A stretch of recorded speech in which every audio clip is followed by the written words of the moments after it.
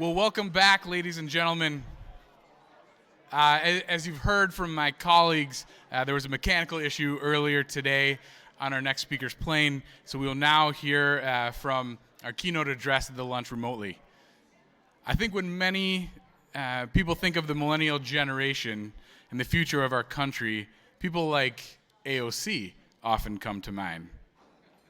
But that's why it's with such great pleasure that I introduce someone who's in every important way, the very antithesis of what AOC and the progressive left stand for.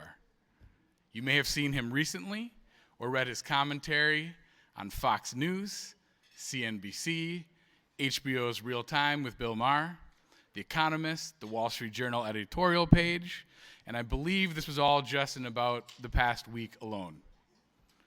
Vivek Ramaswamy is the founder of Roivant Sciences and led the largest biotech IPOs in the country in 2015 and 16. Earlier this year, he launched Strive Asset Management to invest in companies that focus on excellence, not politics, which is needed now more than ever. Vivek graduated summa cum laude in biology from Harvard and embarked on his career as a successful biotech investor while simultaneously earning his law degree at Yale. No big deal. Also of note, he is a member of the Philanthropy Roundtable's board of directors, who we heard from this morning and yesterday, speaking about the threats to charitable giving. He's a New York Times best-selling author of now not just one, but two books, Woke Inc. and the just-released Nation of Victims, Identity Politics, The Death of Merit, and the Path Back to Excellence. My sincere welcome to Vivek Ramaswamy.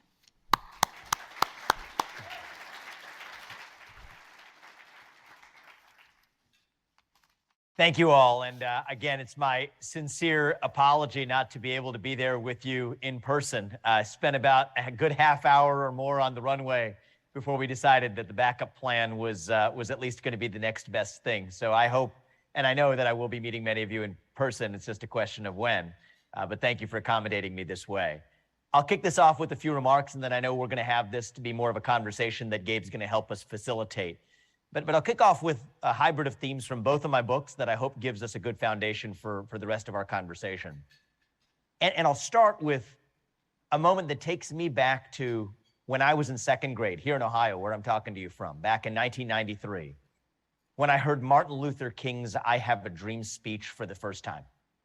That was the speech where he said that I hope my 4 children grow up in a country where they are judged not on the color of their skin, but on the content of their character. And I'll tell you something, that dream, it meant something to me. It stuck with me all those years because it was the dream that allowed me to go in that single generation from being the kid of Indian immigrants who came to this country with almost no money to becoming that founder of a multi-billion-dollar company over the course of a single generation. And though I had the privilege of working as a CEO on developing drugs for diseases like prostate cancer, it's probably the one I'm most proud of as an FDA-approved drug for prostate cancer today, I left that role to focus on a different kind of cancer. I think it was a cancer that threatened to kill the very American dream that allowed me to achieve everything I ever had, the very dream that Martin Luther King had 60 years ago. And that is this new worldview that says that your identity is based on your race, your gender, and your sexual orientation, full stop. That if you're Black, you're inherently disadvantaged. That if you're white, you're inherently privileged, no matter your economic background or your upbringing. That your race and your gender and your sexual orientation govern who you are and what you can achieve in life. And one of the stories I tell in my first book is how this philosophy went from being on the fringe of a public discourse of ideas. And make no mistake, I believe that all ideas deserve their space in the public discourse, deserve their space in the academy. But how did these ideas go from being one set of ideas at the fringe that challenged the system to becoming the new system? There's no single answer to it, but we've seen it capture one institution after another, from the private sector to the public, from for-profit companies to philanthropy. And I think part of the story began, and it's a story I can go through in our Q&A, it's in my first book, began with the 2008 financial crisis, when you had financial institutions that were under attack from what they saw as their old opponents, what the old left saw as the threat to, as the threat to democracy as they saw it was corporate power. And so what they did in the wake of the Occupy Wall Street movement was start this new trend we've set into motion over the last 15 years in this country. Stakeholder capitalism, ESG, people ask me where it comes from. I think a lot of it dates back to the '08 crisis when, after the government bailouts, when Occupy Wall Street was on Wall Street's doorstep, big business in this country made a move. And what they said is, look, we're going to make an unspoken deal here, an unspoken grand bargain, where the historical threat to our power structure used to come from the left. So what we're going to say is that, you know what, we don't love you and you don't love us, but we're going to get into this arranged marriage together anyway. And we're going to agree to propagate the values that you want to see us advance, but we don't quite do it for free. We effectively expect that the new left quietly look the other way when it comes to leaving our own corporate power structures intact. And it turned out that game worked out masterfully. It was an arranged marriage.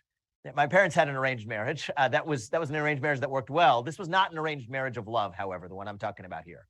This was more like mutual prostitution, where each side quietly got something out of the trade, even though they had a silent disdain for the other.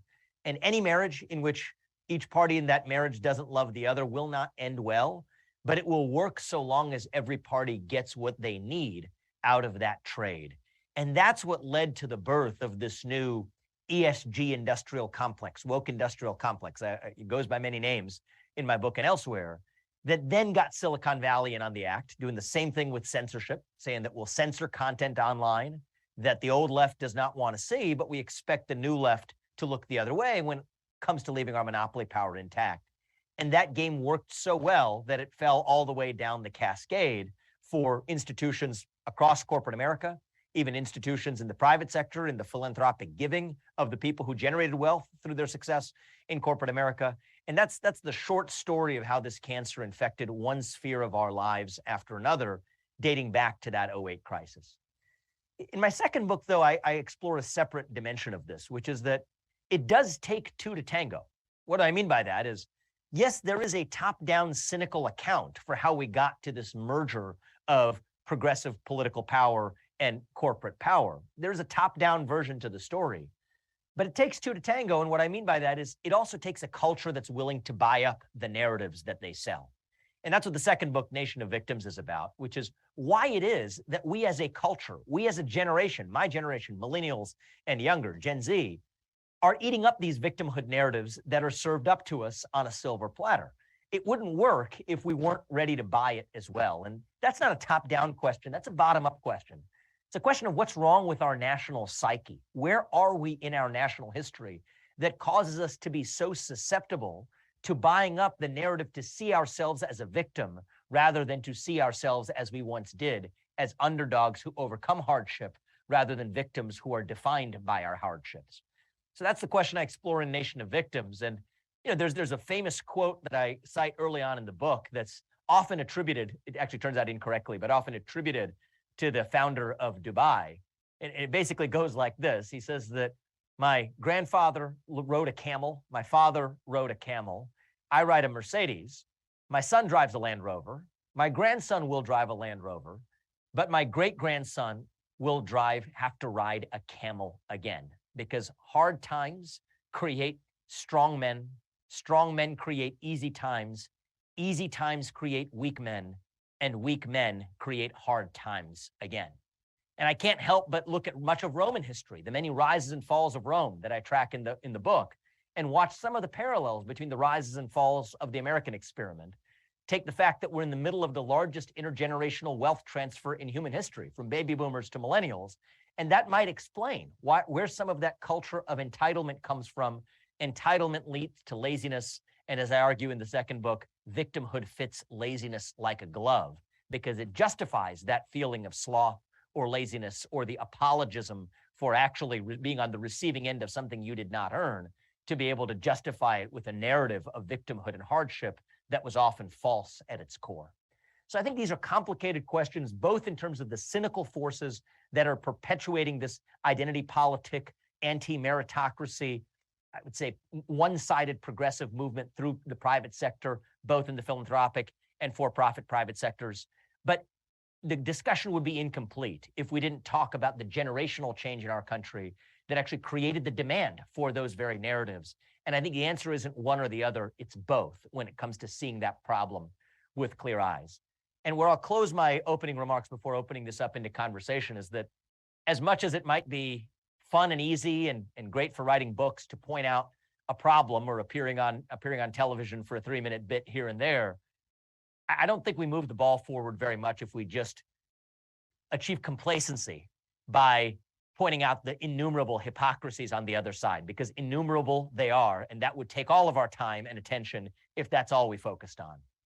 I think we have to do a better job of turning to how we're going to actually revive a new cultural movement that restores the heart of our shared American identity, our shared national identity, what I call in that second book, the unapologetic pursuit of excellence as the heart of our national identity. And I think that it's not going to be easy, but it starts with the fact that, look, I think the real problem in our country, and this is my view, is that there's really a black hole of identity at the heart of an entire generation. We millennials and the generation younger than us, we are hungry for a cause.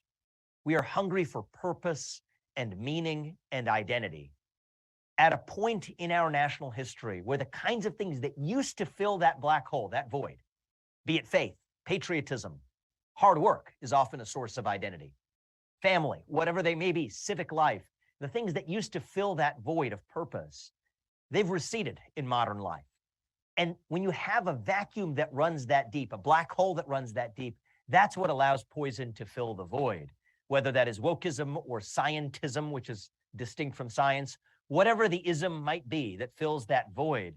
I think that we would do better than just stamping out the poison, hammering it out one by one, by calling out its hypocrisy. We will be better served to fill that void with something far more rich and far more meaningful that dilutes that poison to irrelevance. And I don't promise to have all the answers to what that might be, but I do think it involves reviving, in part, a shared national identity built around that dream I told you about at the very beginning, the American dream, the idea that no matter who you are or where your parents came from or what your skin color is, that you can achieve anything you ever want with your own hard work, your own commitment, and your own dedication. And you know what? That you're free to speak your mind at every step of the way too, without having to have fear for putting food on the dinner table and being able to choose between that and speaking your mind freely. That is the American dream. That is what it means to be American. And if you ask me, those are the values that got us here 250 years in, from winning the Revolutionary War to reuniting us after the Civil War, to winning World War I and World War II and the Cold War. And even to this day, I believe, even in the nadir of our national cultural decline, still are the values that give hope to the free world as we know it. And if we can revive together those common values over fractious group identity, then I think nobody in the world, not a nation, not a corporation, not a virus, is going to defeat us. That is what true American exceptionalism means to me. And I think even as we see the problems that we may describe, and I'm happy to talk about in the Q&A, between the ESG cancer or the woke culture afflicting one institution after another, that we don't lose sight of the optimism for what it is we're fighting for. And I think that that might be the key to addressing and diluting the problems to irrelevance in the first place. So again, thank you for the opportunity. My apologies for not being there with you in person, but I'm looking forward to engaging in the Q&A with you via Gabe.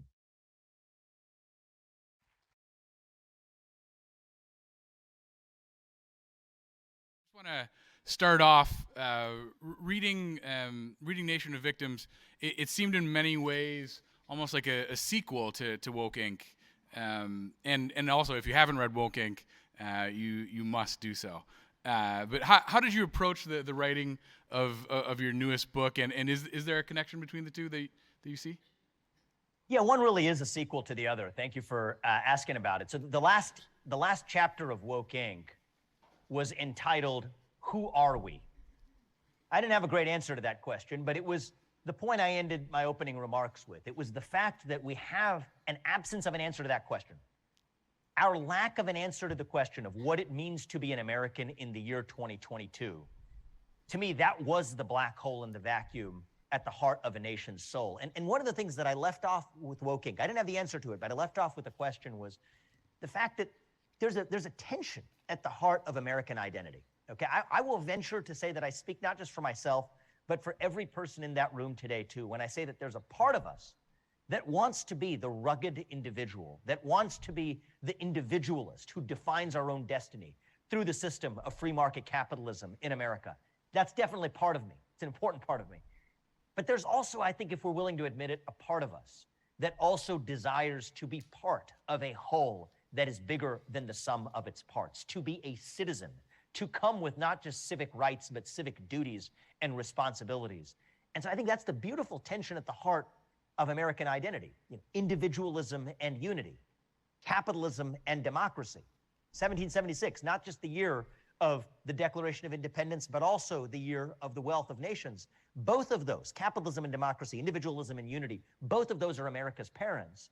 And what I felt we were missing, the solution to the woke cancer was really a revival of a nationalism built around ideas. I don't view nationalism as a bad word. If it's used in the right context, I'm talking about a national identity built around those shared ideals.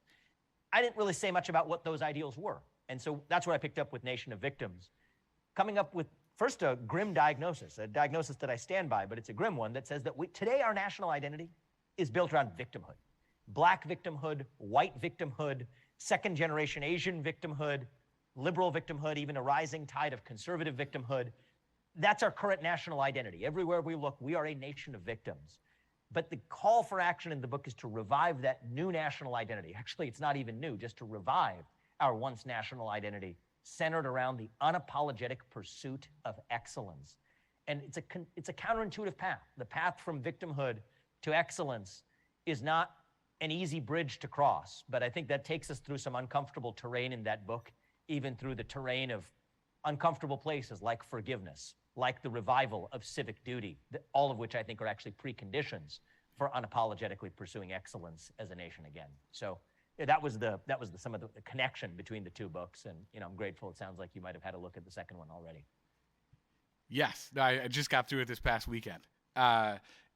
Switching to some questions from the room, I guess we'll pivot to a story in the news. I guess 2 days ago, Louisiana Treasurer John Schroeder informed BlackRock that within the next 3 months, the state would divest nearly $800 million. Quote, ESG investing from the treasurer, ESG investing is incompatible with the best economic interests and values of Louisiana. So I guess the question being, how do you view steps like this, which are gaining momentum among some state treasurers? So I view it positively, and I know Treasurer Schroeder well. I applaud his decision. Just for the benefit of make sure we're all on the same page, I might just take a minute, to explain exactly what we see, I see personally at least, as the essence of the problem with the ESG regime, and it is a regime. And then I'll, talk a little bit about what I see as very early steps, but I think it is important to point out very early steps in potentially solving this problem in our capital markets. So, you've all heard the term ESG, environmental, social, and governance factors, but if I'm going to get to the punchline of what's wrong with it, here's the gist of what's happening, and it's probably relevant to even many of you in the audience, okay? What's happening is there's a small group of financial institutions, like BlackRock, State Street, and Vanguard. And by the way, those are just the biggest three. It's true for many more financial institutions than them, but those are the biggest three asset managers, who together, just those three, manage over $21 trillion. That's more than the GDP of the United States in capital, managing the money of everyday citizens and using that money to buy shares of companies through index funds in corporate America. But further, then using that money to mandate that those companies adopt social and political agendas that most of those everyday citizens who gave them the money actually disagree with. You see, that is, I view that as the largest scale, I don't say this lightly, the largest scale fraud, not just a financial fraud, but a fraud on identity of the 21st century. It is the largest scale fiduciary breach, I believe, in the last century. It is hiding in plain sight at a $20+ trillion scale. And yet the worst part about it is most of us, undoubtedly are subsidizing it without even knowing it. And so the way this happened was starting in about 2018, and I think 2018 was an important year. That was the year that President Trump decided to leave the Paris Climate Accords or not sign on to the Paris Climate Accords. What a lot of financial institutions, even pension funds like CalPERS in California or the state of New York started to do was to say that we're not going to do business with you as BlackRock or State Street or Vanguard if you don't adopt certain firm-wide commitments for all of the money you manage, not just California's money, but all the money you manage, to stand by the Paris Climate Accords, to adopt net zero standards by 2050, to adopt modern diversity, equity, and inclusion standards. And so when BlackRock and State Street and Vanguard, they'll say that our clients are demanding ESG. They're not wrong. But the problem is everyone else got dragged along for the ride, including a lot of red and purple states. And so thankfully, over the last year and a half, and I've been as vocal as I can be on this and educating a lot of stakeholders across the country, a lot of those red and purple states have begun to wake up and say, wait, we didn't intend to be dragged along for this ride. Maybe that's what California wants, but it's not what Louisiana wants. It's not what Texas wants. It's not what West Virginia wants. And I think that as that reckoning plays out, hopefully those pension funds, but even more importantly, the individual investors, people like yourselves in the room, people who manage foundations that have missions that are different, even contrary to the goals of the ESG movement, don't inadvertently invest their dollars in a way that actually subsidizes the exact opposite agenda of what they spend their day jobs fighting for. And I think that the first step to solving the problem is, of course, awareness, but the second step is actually doing something about it. And in the scheme of things, I think it was one small step, one small step for the state of Louisiana, but hopefully the beginning of a giant leap forward in the fight against ESG in our capital markets. And my new asset management firm, which I'll be happy to tell you about, is hopefully trying to bring additional market alternatives to the table as well. Yeah. No, thank you, Vivek. And kind of along those lines, another question. Most money managed funds professionally go through consultants. These consultants, in many cases, have become woke. So how do investment managers push back on the consultants without losing their mandates? And I guess alternatively, any thoughts on how BlackRock or other woke money managers are winning unfairly? So this is a great question, because in some ways in the public discourse, even on cable television, and I'm guilty of this too, we oversimplify this by saying it's just a problem with the money manager like BlackRock. Big problem there, no doubt. But this is actually far more pervasive than just the end user money manager. The investment consultant question is an outstanding one. You think the consultants work for the pension fund systems, or even for endowments or philanthropic organizations or university endowments? In many cases, you got it wrong. You would think when you look at these relationships, it's actually the client who's working for the consultant. The consultant makes all of the decisions. So I think that it's really important to separate technocratic questions from normative questions. And what do I mean? A technocratic question is evaluating the risk-return opportunity of a given investment, evaluating the historical track record of an asset manager, correlations between different portfolios, the kinds of things that an investment consultant should be concerned with.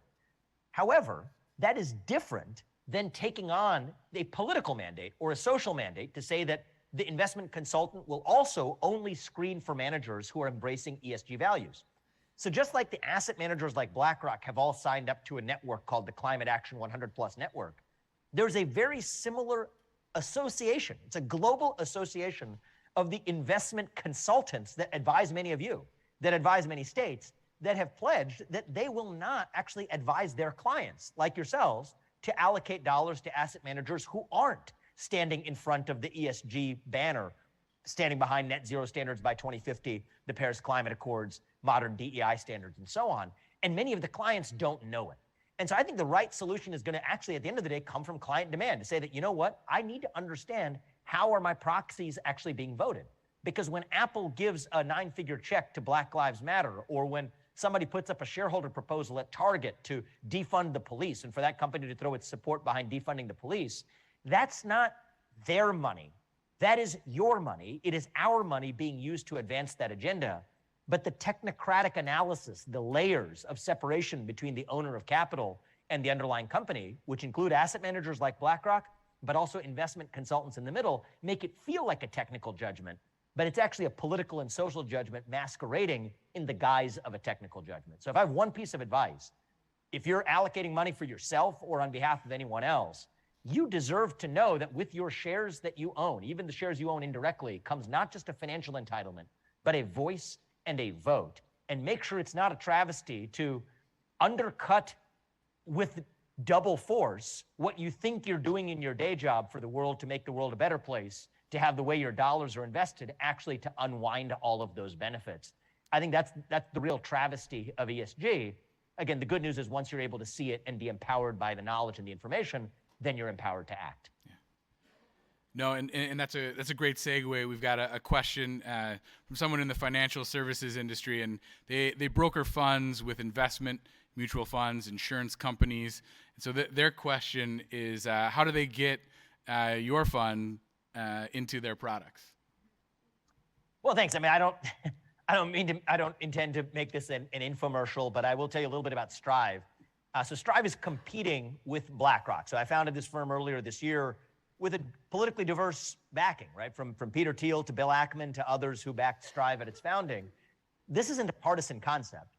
The goal is actually is the opposite of partisanship, to mandate companies to focus exclusively on delivering excellent products and services to their customers. And yes, to focus exclusively on making a profit for shareholders that way, without apologizing for it and without regard to any other social or political agenda. Get politics out of the boardroom, leave politics to the politicians. If you're a company, go back to making products and services and maximizing profit doing it. And so the idea here is that, look, if you are an investor who with your own money... Vivek, you're getting a great applause line. Sorry. All right, please continue.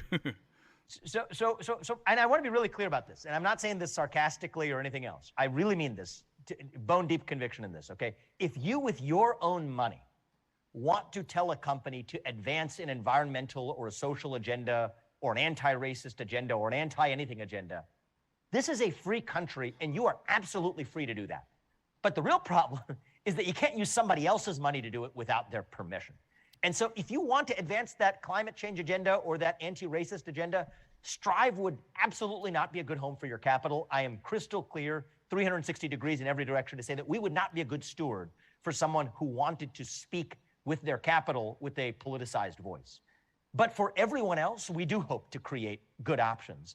And so what Strive is doing now is creating index funds. We launched our first 2 index funds. The first was a U.S. energy index fund that launched in August. Its ticker was DRILL, D-R-L-L. Why do I mention that? Well, it's got a pretty simple message for U.S. energy companies. You can drill, you can frack, you can do whatever allows you to be most successful without anyone else's social or environmental agenda imposed on your business. And actually, I recently sent a letter to the board of directors of Chevron basically saying as much, questioning their decision to adopt a Scope 3 emissions cap. I can bore you with what that is, but it's, for sake of discussion, you can accept it's completely a nonsensical proposition for an oil company to adopt a Scope 3 emissions cap, which has to reduce the amount of your own products that your own customers use. Why did that serve Chevron's best interests? It's because large asset managers like BlackRock, State Street, and Vanguard in 2021 all pressured them into adopting that course of action. So what are we doing is we're bringing a diverse voice to the table that actually encourages them, not just as a friendly suggestion, but as a shareholder mandates them to go back to focusing on the basics. And I'm proud to say we've had great engagement. The CEO replied that evening. They requested, at their request, we set up a multi-hour dinner with their CFO and another executive on their team. They heard from me unambiguously. And we're speaking, not offering friendly suggestions, but with a new shareholder mandate that I hope in many cases can even give corporate management teams and boards, I don't want to say cover, but the ability to take a more balanced approach to say that, okay, the ESG shareholders are saying that, but the pro-excellence shareholders like Strive are saying this. Great, that's going to allow us to actually make an independent judgment about what actually serves the company's long-run interests. And then the second index fund, it tracks 500 of the largest U.S. publicly traded companies, and I sent letters to the boards of Disney and Apple, which you can take a look at, which questioned the racial equity audit at Apple, questioned the politicized behaviors at Disney, not because this is a political exercise, but because this kind of behavior does not advance the best long-run financial interests of even those companies. And the good news is, we've already, I think, had an impact on the conversation. Of course, the bigger that Strive gets, that Strive's funds get, and we're going to launch more funds in the future, I hope the more successful and the more we're going to be and the more weight we're going to carry in driving the debate in the right direction in corporate America's boardrooms, in executive ranks, and hopefully in a way that filters down to our culture overall. Yeah. Vivek, you raised the question a minute ago What does it mean to be an American? I guess in the world of identity politics is the question, who is an American? And the answer, which could be to the victims, because of these because of systemic racism, because of white supremacy, you victims will never be Americans in the eyes of white people, perhaps.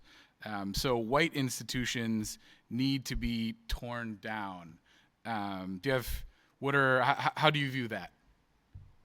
So look, I mean, one of the things I aim to do in the book is articulation of the other side. We gotta try it on like a set of clothes. You have to really understand and try to make it fit before you understand why it actually doesn't fit, why that glove does not fit. And so, I aim to do that. That's what takes a book length work to do. But, at the end of the day, the beautiful thing about American identity, and I think that I'm going to say some things that might be, a little bit controversial here, and that's okay. I think that you all can handle it. I think that American national identity is different than the national identity of many European nations. Okay, I met Giorgia Meloni earlier this spring. I met her at another conference. She's now prime minister, elected prime minister of Italy. Viktor Orban in Hungary. They've raised important and I think interesting questions for those European nations. What does it mean to be an Italian? What does it mean to be a Hungarian? And the thing about European national identity is they have a much tougher problem than we do in today's environment in the year 2022, because I just think it is true that a part of the national identity of many Western European nations is in part based on a shared set of traditions or even a common genetic stock, a common heritage, a common language. With the Queen passing in England, I mean, that's an inherent part of British national identity, commitment and belief in a monarch, allegiance to a monarch. The interesting and I think beautiful thing about American national identity is that unlike most nations throughout human history, we were not founded on allegiance to a monarch. In fact, we were founded on the opposite of that, the allegiance to a decentralized system of power, not a central power centralized in a monarch, but not even a skin color or a language or a food or a shared genetic stock. America was an idea. It was an ideal, a set of ideals that bound together a divided polyglot group of people even 250 years ago. Some of them spoke French, some of them spoke English. Bound that diverse group of people, religiously divided, polyglot group of people 250 years ago.